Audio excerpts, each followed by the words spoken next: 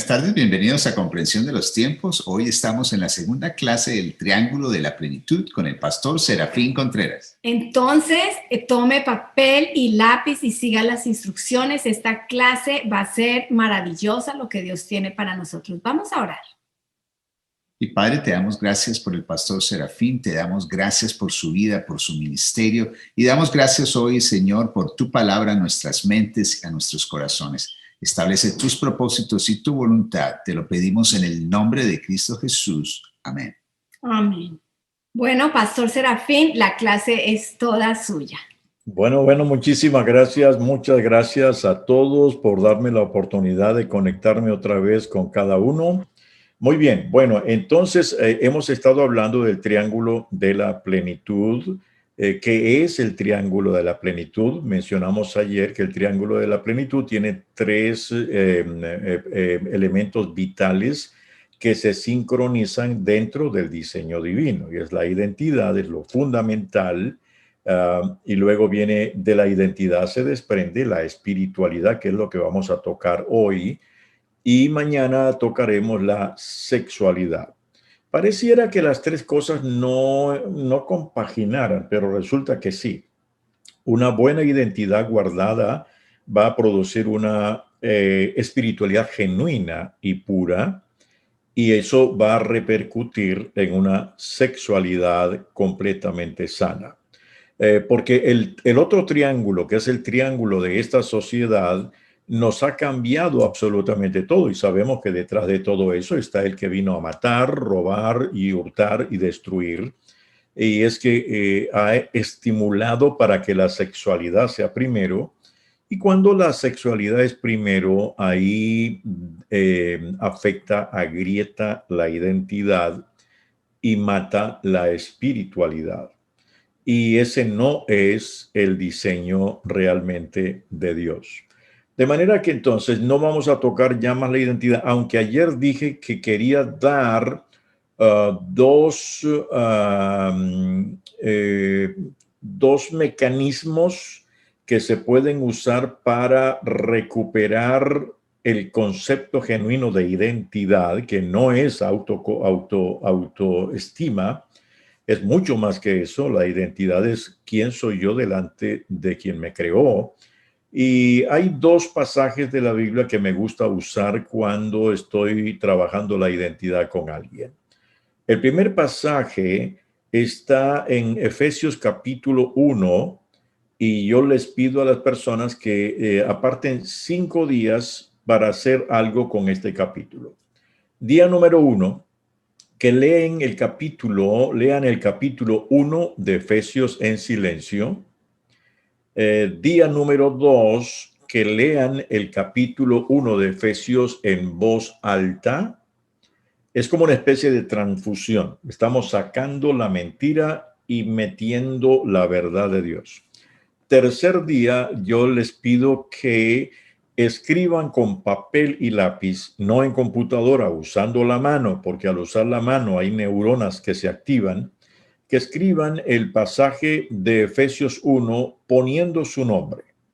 O sea, donde dice, y Dios nos hizo aceptos en el amado, que la persona ponga, y Dios hizo acepto en el amado a Juana, a Pedro. Donde dice, y nos bendijo con toda bendición espiritual en lugares espirituales, que ponga el nombre y lo escriba. Cuarto día, que lo lea en voz alta, poniendo su nombre, tal como lo escribió con su nombre. Y quinto día, que lo lea en voz alta, pero pare después de su nombre, donde dice algo de su nombre, pare y haga una oración de agradecimiento diciendo, por ejemplo, si dice, y él me bendijo con toda bendición espiritual en lugares celestiales, parar y decir, gracias, Señor, porque ni siquiera tengo que pedir bendiciones. Ya tú me has bendecido con toda bendición espiritual. Y eso lo hacen por 5 días y después lo pueden volver a hacer.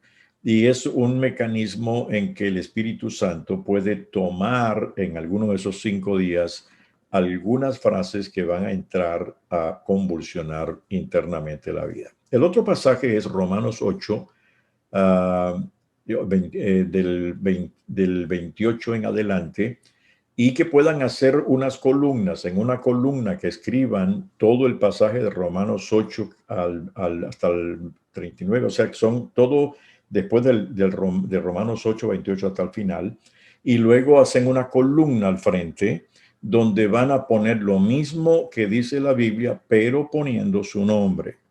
Cuando dice, por ejemplo, ahora no hay ninguna condenación para los que están en Cristo Jesús, que pueda poner, no hay ninguna condenación para fulano de tal que está en Cristo, en Cristo Jesús.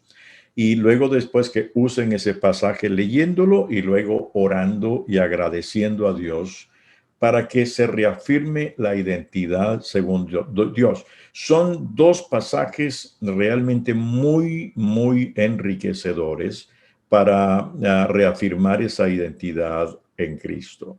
Entonces, ahora no vamos a tocar más lo de la identidad, porque vamos ahora a la espiritualidad. Cuando uno sabe quién es en el Señor y uno está reafirmado en la razón y propósito de Dios para nuestra vida, se va a desprender de ahí una espiritualidad. Pero, ¿qué es la espiritualidad? No, vamos a pensar por un momento en esto. Tu identidad determina tu espiritualidad. Eso es increíble. Cómo tú te ubicas en la identidad determina tu espiritualidad. No estamos hablando de religiosidad. Ahora, pensemos por un momento, ¿qué no es espiritualidad? No es religión. Religión viene de religar. Religión es el intento del hombre de tratar de conectarse con Dios. El hombre inventa mecanismos, tradiciones o ritos o qué sé yo, tratando de conectarse con Dios. Por lo tanto, espiritualidad no es religión. Yo digo, una persona puede ser espiritual y no religiosa, y una persona puede ser religiosa y no espiritual. Así que eso es clave. En segundo lugar, no es emoción. No estamos diciendo que no haya emociones en la espiritualidad. Claro que hay emociones. Podemos reír, podemos llorar, podemos gozarnos, podemos danzar, no importa. Pero no está basado en la emoción. Puede que no sienta nada, pero no significa que no soy espiritual. Porque aún en la quietud se manifiesta la presencia de Dios. Entonces, no está basada en emoción, no está basada en conmoción. No es que tengo que caerme al piso, no poderme controlar. No digo con eso que no podamos caernos al piso.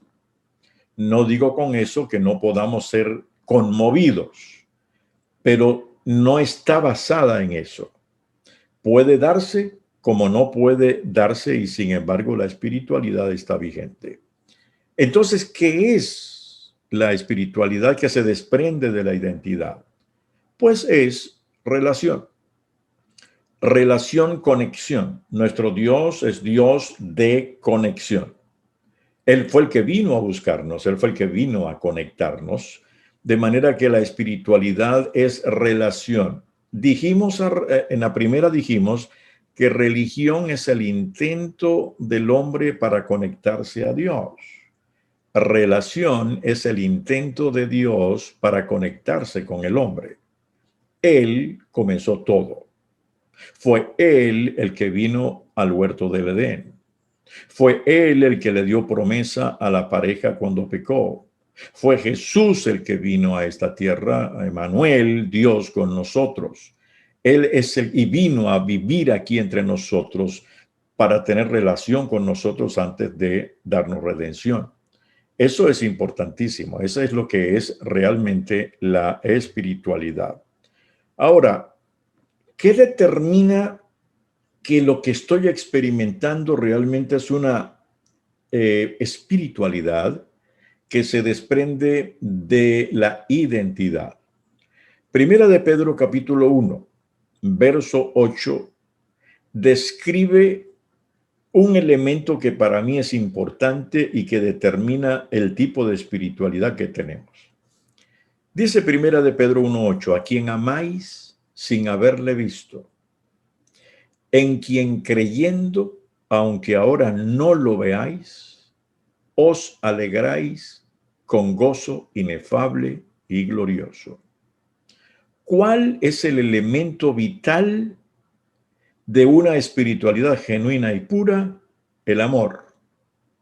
El amor a Dios. Él me amó y ahora yo lo amo a Él. Y ese amor que no lo he visto, yo a Él no lo he visto. Algunas personas dicen que lo han visto, yo no lo he visto. Sin embargo, creo. Y aunque todavía no lo veo, me alegra y me alegro en Él con gozo inefable y glorioso. Eso jamás lo puede dar la religión. Y eso jamás se puede experimentar a menos que yo me ubique dentro de esa identidad que el Señor me ha dado. Cuando yo descubro quién soy yo a los ojos de Dios y me doy cuenta cuánto me ha amado, mi corazón se desborda tremendamente en un amor de muerte. ¿Y por qué digo un amor de muerte? Porque los primeros discípulos fueron gente que estuvo dispuesta a morir. De hecho, alguien expresó lo dicho por gente en ese tiempo acerca de esos seguidores de Cristo que eran amantes de muerte.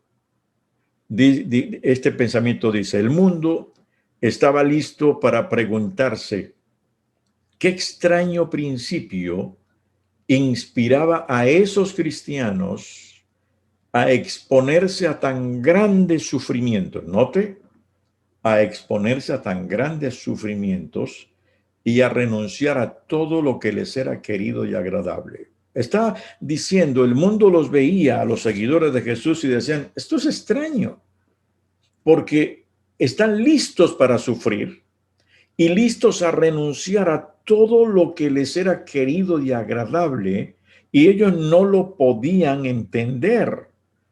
Para el mundo que los rodeaba, ellos parecían unos locos y que actuaban como si se odiaran a sí mismos, porque el mundo no podía ver nada que los indujera a sufrir de esa manera o que les ayudara a soportar tales pruebas. Eso es, el mundo los veía como locos y decían, no entendemos cómo es posible que ellos estén abrazando algo con tanta pasión. Esa es la palabra pasión. Tenían un amor sobrenatural por algo que no se veía, amaban a Jesucristo, a quien veían espiritualmente, pero el mundo no lo veía a Él. Esta expresión, esta descripción de lo que el mundo de esa época tenía acerca de los seguidores de Cristo quedó fuera de lugar en esa sociedad. Pero el punto fundamental era el amor de muerte, porque eran apasionados incluso para morir. Bueno, si lo ponemos en perspectiva en la sociedad de hoy y en muchas de las iglesias donde hablan más de prosperidad, de logros en la vida y de éxitos, se me hace que es muy difícil medir espiritualidad por prosperidad y éxito, porque la genuina espiritualidad, que es apasionada, que tuvieron los primeros discípulos, empezando por el Señor Jesús, fue pasión de muerte. Los discípulos y todos los que se convertían en ese tiempo sabían que el precio que podían pagar era la muerte. Jesús les dijo, el que quiere ser mi discípulo tiene que negarse a sí mismo, tomar su cruz y seguirme. Y les digo, y ustedes van a ser perseguidos, y ustedes van a ser muertos, y van a ser llevados a los tribunales. Pero no se preocupen, el Espíritu Santo estará con ustedes. Es una espiritualidad apasionada. ¿Cómo terminaron los 12 discípulos? La historia lo dice. Mateo sufrió el martirio en Etiopía, asesinado por una herida de espada. Marcos murió en Alejandría, Egipto, después de haber sido arrastrado por caballos por las calles hasta que murió. Lucas fue ahorcado en Grecia como resultado de su tremenda predicación a los perdidos. Juan enfrentó el martirio cuando fue hervido en una enorme vasija de aceite hirviendo durante una ola de persecución en Roma. Sin embargo, fue liberado milagrosamente de la muerte. Juan fue sentenciado en Roma y fue sentenciado a las minas en la prisión de la isla de Patmos. Escribió su profético libro de Apocalipsis en Patmos y el apóstol Juan fue liberado y regresó para servir como obispo en Edesa, en Turquía moderna, pero murió como un anciano. El único apóstol en morir pacíficamente fue Juan, porque Pedro fue crucificado cabeza abajo en una cruz en forma de X. Según la tradición, fue porque le dijo a sus torturadores que él se sentía indigno de morir de la misma manera que Jesús había muerto. Santiago, el líder de la iglesia en Jerusalén, fue arrojado a más de 30 metros del pináculo sureste del templo cuando se negó a negar su fe en Cristo. Santiago, el hijo de Zebedeo, era un pescador de profesión cuando el Señor lo llamó, y el oficial, él fue decapitado en Jerusalén. Bartolomé, también conocido como Natanael, era un misionero en Asia y fue testigo de nuestro Señor en Turquía. Bartolomé fue martirizado por su predicación en Armenia, donde fue azotado con un látigo. Andrés, crucificado en una cruz en forma de X en Grecia. Tomás, apuñalado por una lanza en India durante uno de sus viajes misioneros. Judas, pero no el Iscariote, sino el otro Judas, fue asesinado con flechas cuando se negó a renunciar a Cristo. Matías, el apóstol elegido para reemplazar a Judas Iscariote, fue apedreado y luego decapitado. Y Pablo, pues decapitado también. La pregunta que uno se hace es, ¿sabían ellos que eso iba a pasar? Estaban conscientes de eso. Y estaban conscientes de eso por la espiritualidad que habían tenido desprendida de la identidad. Ellos sabían que ellos valían para Dios. Ellos no estaban buscando nada aquí. Esto, por supuesto, no encaja mucho hoy con el ambiente que hoy tenemos. Hoy muchos ya cristianos están preocupados por la persecución que pueda venir porque las nuevas leyes y todo esto, y ya hay algunos pastores reuniéndose en países porque los están persiguiendo. No, eso no es nada a lo que vivieron los primeros discípulos. Eran lanzados al circo romano, destrozados por los leones, y ellos que decían, para ellos era un gozo. Oye, ¿qué espiritualidad esa? Ahora, yo no estoy diciendo que tengamos una teología de martirio, pero es que el martirio puede ser parte del amor. De hecho, el verdadero amor sacrifica mucho. El que ama verdaderamente tiene que sacrificar mucho. ¿Y eso viene de qué? De la genuina espiritualidad que se desprende de la identidad. Entonces nos hacemos preguntas como, bueno, entonces, ¿qué es la espiritualidad? ¿Y qué no es? Sigamos pensando en lo que es y en lo que no es a la luz de la que la Biblia dice. En primer lugar, espiritualidad no es perfección. No es perfección. Muchas veces la iglesia ha creído que es perfección. Les hablaba ayer de cómo fui castigado por algo que hice. Me estaban diciendo hay que ser perfecto. No hay nadie perfecto en la vida, pero sí estamos camino a la perfección. Cuando la Biblia habla de perfección, no habla de que no hay tacha. Lo que habla es de madurez. La palabra perfección significa maduro. Y la persona madura acepta responsabilidad en la vida. Cuando una persona es madura y falla en su espiritualidad, no lo niega, no lo esconde, no trata de ponerse máscaras, sino dice, es cierto, fallé, pequé. Esa es integridad, es ser íntegro, completo, sin ocultar nada. Y la genuina espiritualidad me ayuda a entender como no soy perfecto, tengo que admitirlo. En segundo lugar, la espiritualidad nos enseña cómo tratar con nuestras fallas. Eso se llama, lo que acabo de decir, responsabilidad.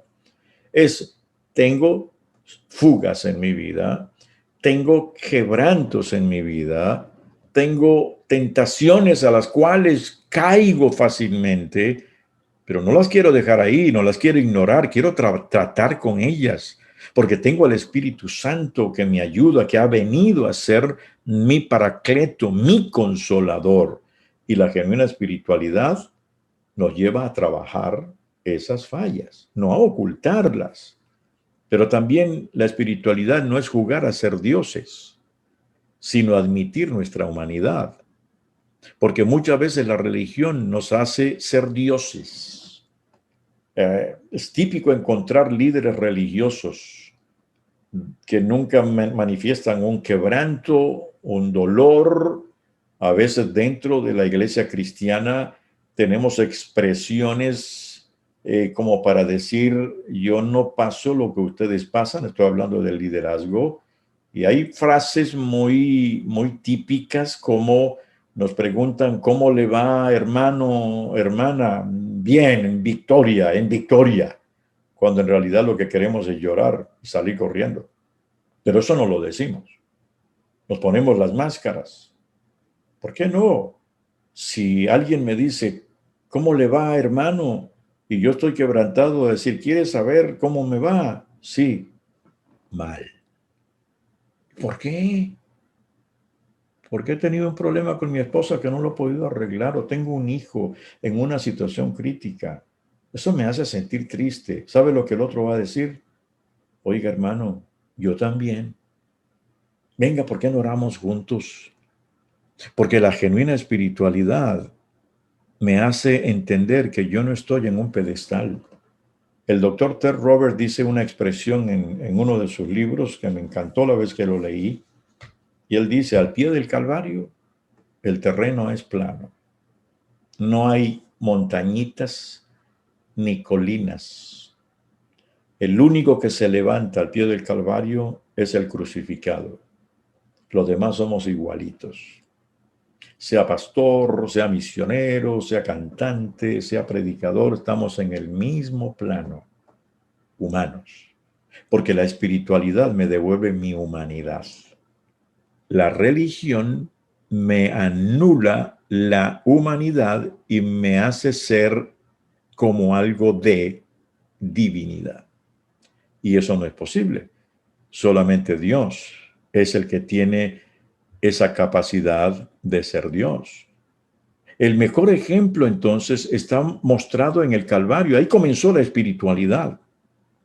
Comienza en el Calvario, porque Jesús vino al Calvario a mostrar el mismo Dios sacrificado en el Calvario para decir, aquí estoy entregando mi vida, para que luego yo ahora, al acercarme al Calvario, admita que soy pecador y por eso necesito un Salvador. Y admito mi humanidad, como Pablo se lo dijo a Timoteo, en primera de Timoteo capítulo 1, verso 15, cuando dijo estas palabras, Cristo Jesús vino al mundo para salvar a los pecadores, de los cuales yo soy el peor de todos. Note, Pablo no dijo a salvar a los pecadores de los cuales yo fui el peor de todos. Lo dice en presente, soy el peor de todos. Y en otra carta él dice, el pecado que mora en mí. Pero luego dice, el Espíritu Santo mora en mí. Pero dice, el pecado que mora en mí. Porque el que es espiritual está consciente de esto. Aquí adentro, como dijo Jesús, del corazón salen los malos pensamientos y los deseos.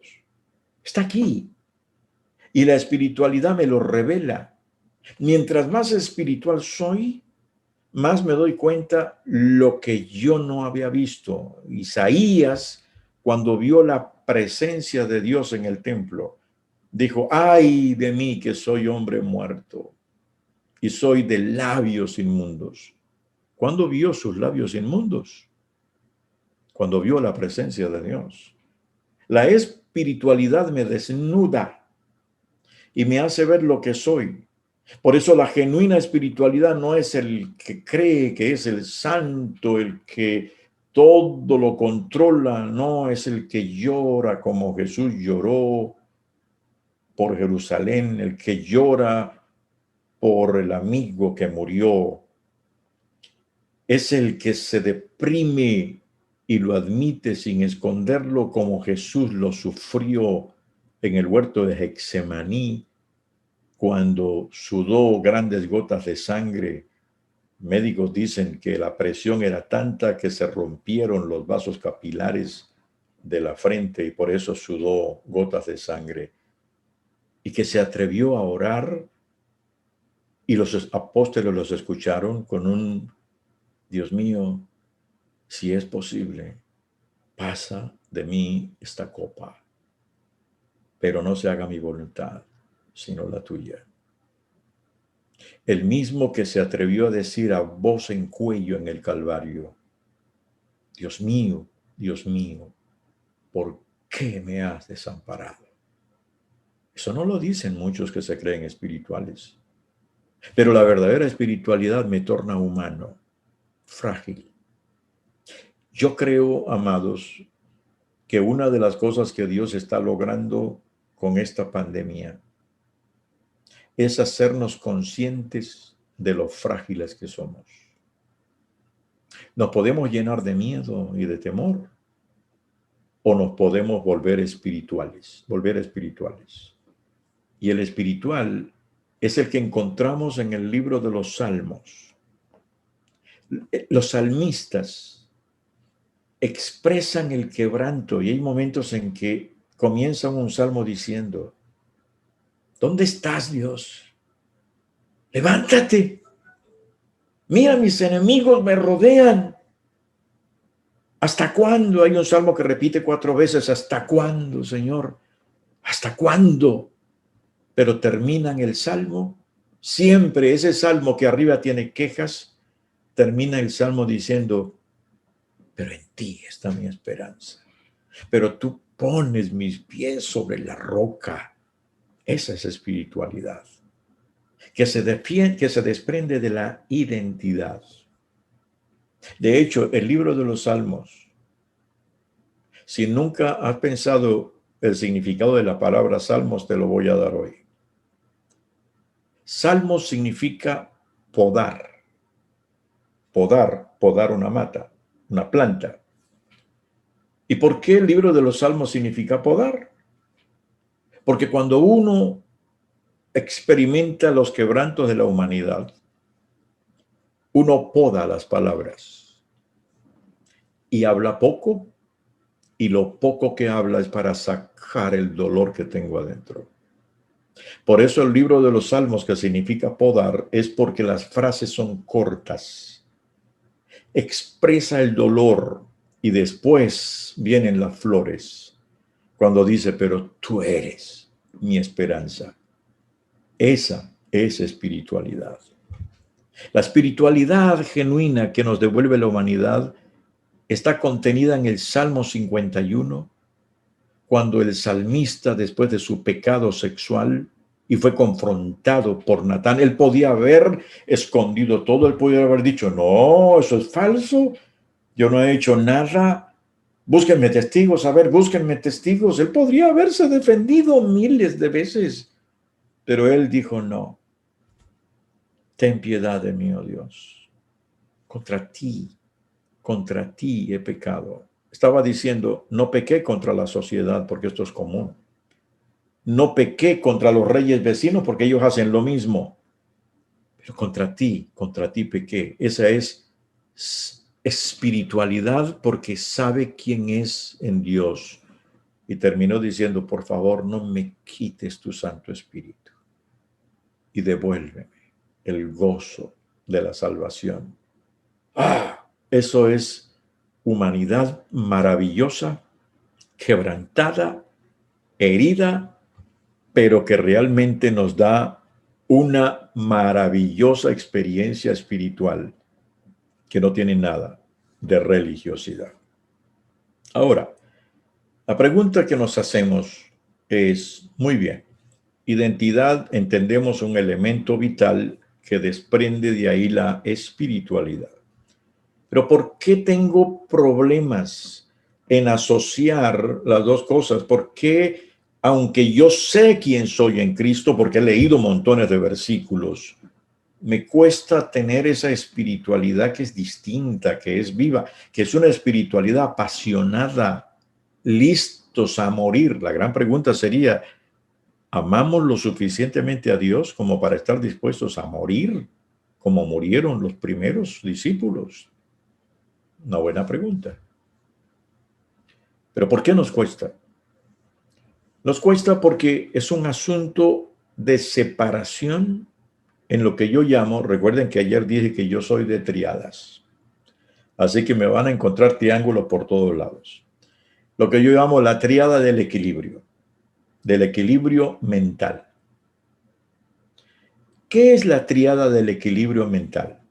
Bien, vamos a ver que componen tres elementos en materia de lo que es la mente y nuestra batalla mental.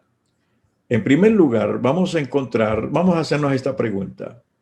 La pregunta tiene que ver con cuando el Señor hizo a Adán y a Eva, ahí comenzó la humanidad, y viene esta pregunta. ¿Por qué, si el ser humano es la corona de la creación, es la única criatura que repite conductas autodestructivas? El Señor lo hizo al ser humano como la corona de la creación, pero ¿por qué repite conductas autodestructivas? Mire, un animal no repite conductas autodestructivas. Un perro pasa por una calle y le dan palo. Y ese perro, hay dos cosas que no olvida: la calle, porque nunca más pasa por ahí. Y dos, ¿quién le dio palo? Porque cuando lo ve, le dice, me debe una. Me la voy a cobrar. No repite conductas autodestructivas. El hombre, el ser humano no. Va por allá, le pasa otra vez, viene a la iglesia, pide oración y va, y luego otra vez volví, y una pregunta es ¿por qué, si es la corona de la creación, los animales tienen mejor conducta que el ser humano? ¿Por qué? ¿A qué se debe eso? Muy bien. Se debe a que hay dos tipos de mentes dentro de nosotros, una mente pobre y una mente rica, que la Biblia lo habla claramente. Nosotros escogemos si ejecutamos la mente pobre o la mente rica. Cuando hablo, no estoy hablando aquí de dinero, estoy hablando aquí de riqueza plena, de la riqueza plena o de la pobreza de vida que se puede vivir. Muy bien. La Biblia nos muestra, no lo dice como lo estoy planteando ahora, pero lo muestra, que tenemos tres tipos de mentes. O sea, Dios le dio al ser humano tres tipos de mentes. Tenemos una mente racional, tenemos una mente emocional y tenemos una mente espiritual, o yo la llamo también trascendental, porque trasciende. ¿Trasciende qué? Trasciende la razón y trasciende la emoción. Cuando yo encuentro en mi mente racional y en mi mente emocional, y lo entiendo por el espíritu, en mi mente espiritual, ¿quién soy yo en Dios? Toma fuerza la mente espiritual. Por eso Pablo dijo en una ocasión, dijo estas cosas, dijo, la paz de Dios que sobrepasa todo entendimiento, la razón y la emoción, gobernará.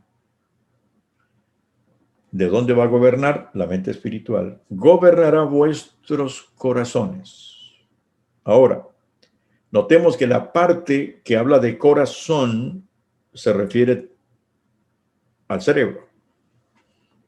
Está diciendo, la lucha está aquí, pero la paz de Dios está también aquí, pero no en la razón y no en la emoción, sino en el espíritu. Cuando el salmista una vez escribió un salmo que dijo, ¿por qué te turbas, oh alma mía, y te agitas dentro de mí? Espera en Dios, porque aún he de alabarle. ¿A quién le está hablando? Le está hablando a la razón y a la emoción. ¿Desde dónde? Desde el espíritu, de la mente espiritual.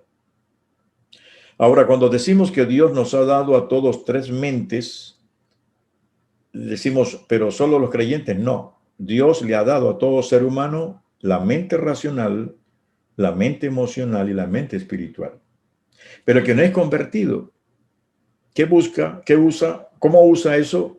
Brujería, sectas falsas, prácticas esotéricas, porque necesita alimentar su mente espiritual. ¿Cuándo venimos a Cristo? El Espíritu Santo viene a morar en nosotros. Y ese sí que es el potenciador de la mente espiritual. Entonces el Espíritu termina gobernando mi razón y mi entendimiento. Pero ¿cuál es el problema? Uno dice, bueno, pues si todos tenemos la mente de Cristo, ¿cuál es el problema? El problema en materia de nosotros los creyentes es que hemos fraccionado y hemos puesto en burbuja aparte la mente racional y la mente emocional.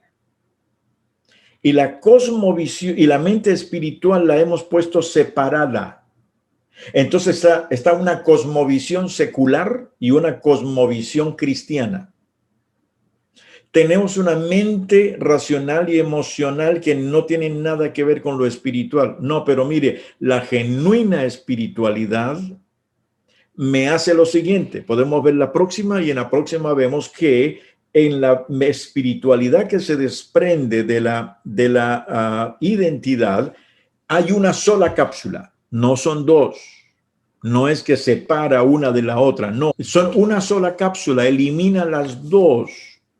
Y esa es la cosmovisión cristiana que se desprende de la genuina espiritualidad de la cual Pablo llama, y lo que dijo Pablo es serio, la mente de Cristo. ¿Cómo? La mente de Cristo. Él dice, tenemos la mente de Cristo. Eso es tremendo. La mente de Cristo va por encima de todo lo demás. Primera de Corintios 2:16 dice, pues, ¿quién puede conocer los pensamientos del Señor? ¿Quién sabe lo suficiente para enseñarle a Él? Pero nosotros entendemos estas cosas porque tenemos la mente de Cristo. Oh, no lo digo yo, lo dice las Sagradas Escrituras. La mente de Cristo. Veamos algunos aspectos que la neurociencia en los últimos 10 años ha encontrado como descubrimientos maravillosos. Hay dos neurólogos, el Andrew Newberg y Mark Wallman, y ellos han hecho investigaciones con electrodos en el cerebro y ellos han dicho estas cosas. Y ellos pareciera que no son creyentes. Ellos dicen, si usted contempla a Dios, pusieron a gente a contemplar y a orar a Dios con los electrodos, y ellos dijeron, si usted contempla a Dios por largo tiempo, algo sorprendente ocurre en el cerebro. Funciones neurológicas comienzan a cambiar. Diferentes circuitos se activan, mientras que otras se desactivan. Nuevas dendritas, que son las terminaciones de la neurona, son formadas. Nuevas conexiones sinápticas, que es el espacio entre una neurona y otra, comienzan a realizarse y el cerebro llega a ser más sensitivo a la realidad sutil de la experiencia. Percepciones se alteran, credos comienzan a cambiar y Dios ahora tiene significado para la persona y entonces Dios llega a ser neurológicamente real, dijeron estos dos neurólogos. Pusieron electrodos y le pidieron a creyentes que cantaran y el que hablara en lenguas, que hablara en lenguas. Y dice que las neuronas se encendieron como un arbolito de Navidad y querían como salirse del cerebro para entrar en contacto con alguien que estaba afuera. Ellos dijeron, es el cerebro queriendo conectarse con un ser superior. ¿Esto qué significa? Nos muestra entonces que esa es la genuina espiritualidad que cambia hasta el cerebro. Los mismos doctores dicen, el cerebro humano ha sido especialmente construido para percibir y generar realidades espirituales. Nuestro cerebro usa la lógica, la razón, la intuición, la imaginación y la emoción para integrar a Dios y el universo dentro de un complejo sistema de valores personales, conductas y credos. Por eso Pablo, escribiéndole a los filipenses, desde una cárcel, les dice, concéntrense en todo lo que es verdadero, todo lo honorable, todo lo justo, todo lo puro, todo lo bello, todo lo admirable. Piensen en cosas excelentes y dignas de alabanza. Y uno diría, pero ¿cómo lo voy a hacer con todo lo que me está pasando? Entonces Pablo diría, no con tu razón, ni con tu emoción, con tu mente espiritual. Porque el espíritu se despierta en nosotros por el Espíritu Santo. ¿Pero de dónde viene eso? De nuestra identidad en el Señor. Entonces notemos la belleza de el segundo elemento que está ligado íntimamente con la identidad. Son dos cosas valiosísimas.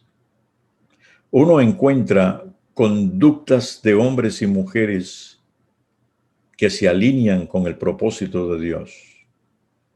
Y uno dice, solamente Dios pudo hacer eso en ellos. Claro que sí, porque esa es la espiritualidad que tanto anhelamos. Nos preguntamos, ¿qué es lo que busca esta sociedad? ¿Religión? No. Esta sociedad no busca religión. Esta sociedad busca espiritualidad. Pero se están yendo por la espiritualidad enfermiza, religiosa, o esotérica, o comprometida, y es el deber nuestro como iglesia, enseñar a nuestra gente a encontrar su identidad en Dios para que disfruten de una genuina espiritualidad. Y esa es la espiritualidad que el mundo está buscando. Salomón dijo, Dios ha puesto eternidad en el corazón de un hombre. Quiero terminar en esta ocasión con las palabras de los dos neurólogos, Newber y Wallman, en su libro. Ellos tienen un libro en inglés, no está en español, pero yo lo he leído, es muy, muy interesante. Se llama How God Changed the Brain, cómo Dios cambia el cerebro. Y él dice, si un credo en Dios te produce confort y seguridad, entonces Dios enriquecerá tu vida. Pero si usted ve a Dios como una divinidad que te trata de castigar o de vengarse, quien da justificación por dar dolor y quebranto a otros, tal vez tal credo puede realmente dañar tu cerebro, a la vez que te motiva a actuar socialmente de manera destructiva, porque el cerebro parece tener dificultades para separar fantasías de hechos reales. Ellos dicen, nuestros investigadores en la Universidad de Pensilvania han demostrado que Dios es parte de nuestra conciencia y que mientras más pensamos en Dios, más alteramos nuestro circuito neurológico en algunas partes específicas de nuestro cerebro. Esa es la razón por la que decimos que Dios puede cambiar el cerebro y lo cambia a través de la espiritualidad. Muy bien. Ahora mañana tocaremos el tercer elemento, que es sexualidad, que está íntimamente ligado, porque vamos a encontrar cómo la Biblia habla de sexualidad e incluso vamos a mostrar mañana cómo la Biblia pone en conexión directa la espiritualidad con la sexualidad. De hecho, la espiritualidad de una persona se manifiesta en su sexualidad. Pero la espiritualidad se define por la identidad. Los tres elementos de los cuales la Biblia habla de Génesis hasta Apocalipsis. Bueno, perdonen que tengo que irme y no puedo estar con preguntas, pero déjenme orar y mañana les doy el tiempo que les quedé debiendo en esta noche con más libertad. Señor, te damos gracias. Gracias por la identidad que se desprende de ti. Estamos escondidos en ti. Tu palabra dice, estamos en Cristo, es en Cristo. Todo lo puedo en Cristo. Todo está contenido en quien nos dio identidad.